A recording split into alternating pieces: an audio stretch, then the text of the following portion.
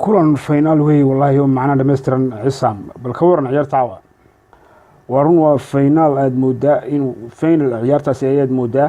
oo garoonka aad ku qurux badan la arkaysa ayaa ciyaartii ugu qurux badnayd ay ka dhaxdhacday oo garoon aad u qurux badan wallahi runtii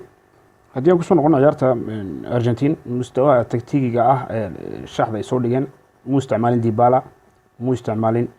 Gonzalo Higuain wuxuu kale ka yimid Ricardi xidiga Talyaaniga anuu shakhsiyaanteeda waxaan u arkaa shax ku timid ama team ku yimid arrimo u gaar ah shakhsiyad gaar ah iyo jacayl ay qabaan cidii doonaan ay keenayaan cidii doonaan iska reebayaan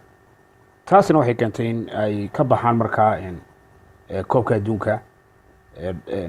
ay keentay taasina team hadalka ku dheereynayna walaal Hisham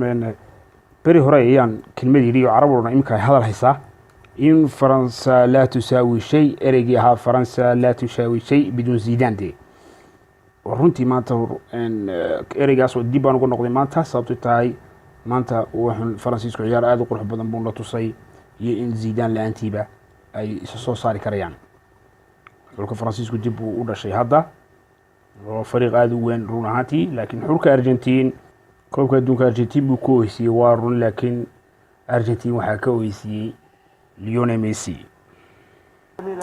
aad baad maasantay Cisam Shawali